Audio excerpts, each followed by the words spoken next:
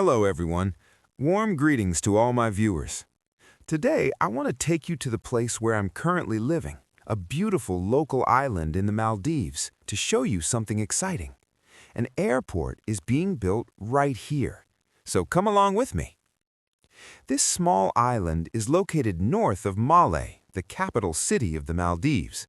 If you take a speedboat from Malé, it takes about 5 hours to get here.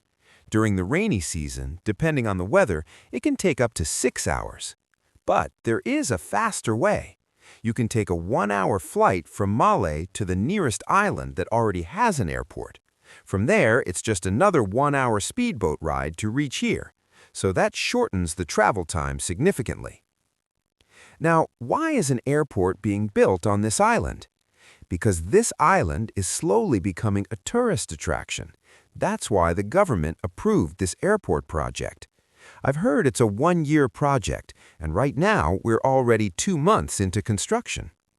Once this airport is completed, travel time will be much shorter. More tourists will start coming to the island. That means more business opportunities and more jobs for the local people.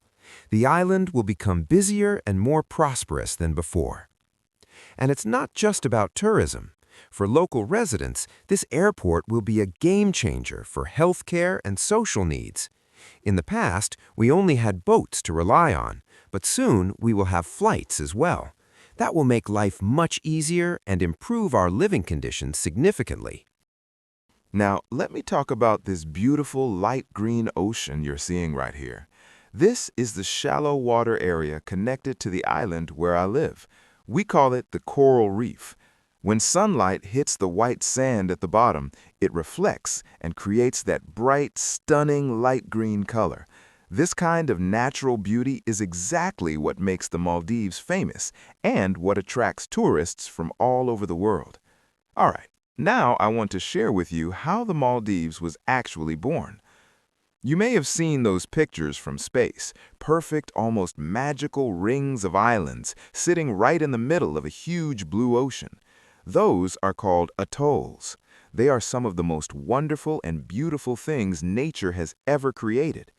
So the big question is, how on earth does the ocean build a perfect circle? It seems almost impossible, right? Like someone took a giant cookie cutter to the sea. But the secret is a slow, incredible dance between fiery volcanoes and tiny living creatures. The best way to understand it is to think about building a sandcastle. First, a massive volcano erupts deep down on the ocean floor, piling layer after layer of lava until it bursts right through the surface of the water. Suddenly, there's a brand new island where there used to be nothing but thousands of meters of dark ocean. That's our pile of sand. Then, around the coastline of this new island, tiny animals called coral polyps start building their hard skeletons. They love the warm, shallow, sunlit water. They create a living decoration all around the base of the volcanic island. This is called a fringing reef.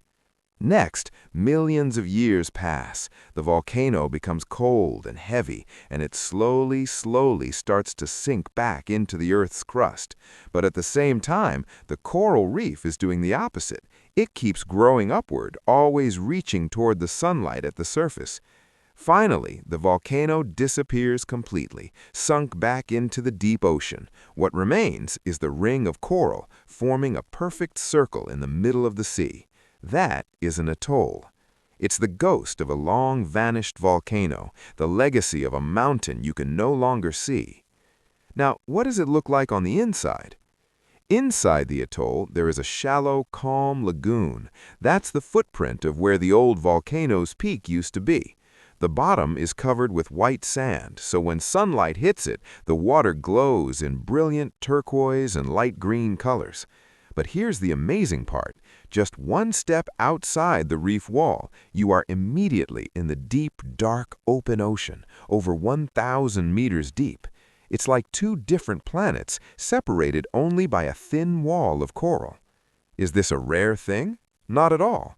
Just look at the Maldives. The entire country is made up of 26 such atolls.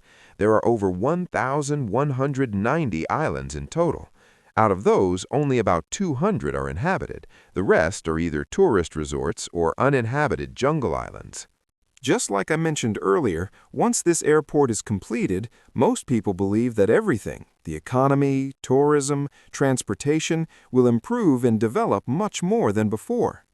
But on the other side, there are also islanders who truly love and care about nature. They want the island's natural beauty to remain untouched, and we cannot simply ignore their voice. Why? Because the natural coral reefs could be damaged to some extent by the construction of this airport. If that happens, the marine life that depends on these reefs for survival could also be harmed or destroyed.